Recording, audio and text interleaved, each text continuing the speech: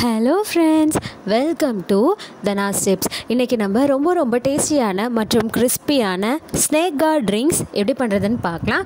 இந்த ரிங்ஸ் பண்ணுறதுக்கு தேவையான பொருட்கள்: புடலங்காய் 1, கடலை மாவு 1 ஸ்பூன், அரிசி மாவு 1 ஸ்பூன், மிளகாய்த்தூள் 1 ஸ்பூன், இஞ்சி பூண்டு பேஸ்ட் 1 ஸ்பூன், உப்பு சிறிதளவு மற்றும் எண்ணெய்.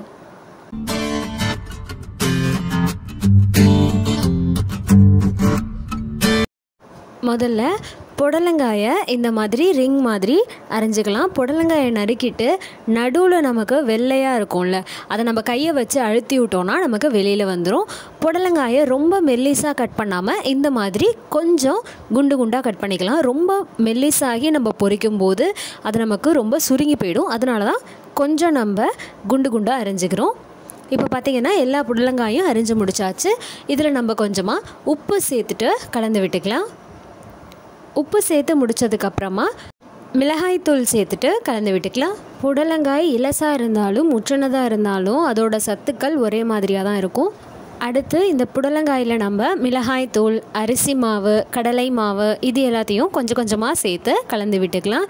நமக்கு மாவு ரொம்ப டைட்டாக இருக்க மாதிரி இருந்துச்சுன்னா இதில் நம்ம கொஞ்சமாக தண்ணி தெளித்து விட்டுக்கலாம். தண்ணி ரொம்ப சேர்த்துடக்கூடாது.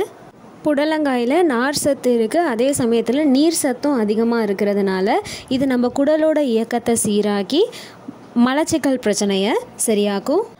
புடலங்காய் பார்த்திங்கன்னா நம்ம உடலில் இருக்கிற கொழுப்பை வேகமாக குறைக்கிற சக்தி கொண்டது.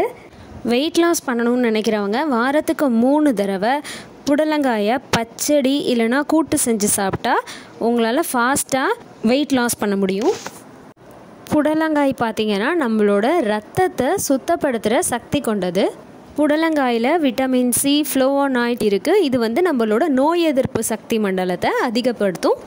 புடலங்காய் பார்த்திங்கன்னா நம்ம இதய பாதிப்பு சம்மந்தமான நோய்கள் வரதை தடுக்கும். அது மட்டும் இல்லாமல் புடலங்காயை அடிக்கடி சேர்த்துட்டு வந்தோன்னா நம்மளோட மன அழுத்தமும் குறையும்.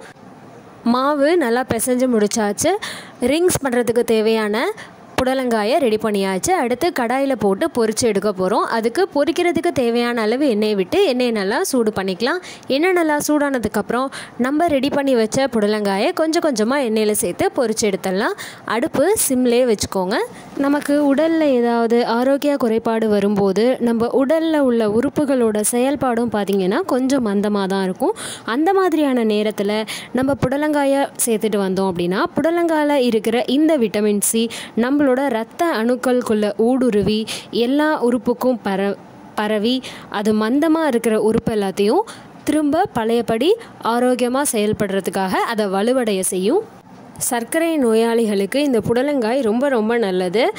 இந்த புடலங்காயை அவங்க சாப்பிட்டுட்டு வரும்போது ரத்தத்தில் உள்ள சர்க்கரையோட அளவை குறைக்கிறதுக்கு உதவி செய்யும். தூக்கமின்மை பிரச்சனை இருக்கிறவங்களுக்கு கூட இந்த புடலங்காய் ரொம்ப நல்லது. அவங்க புடலங்காய் சாறை எடுத்துகிட்டு வரும்போது அவங்களுக்கு நல்ல ஒரு தூக்கத்தை அது வரவழைக்கும்.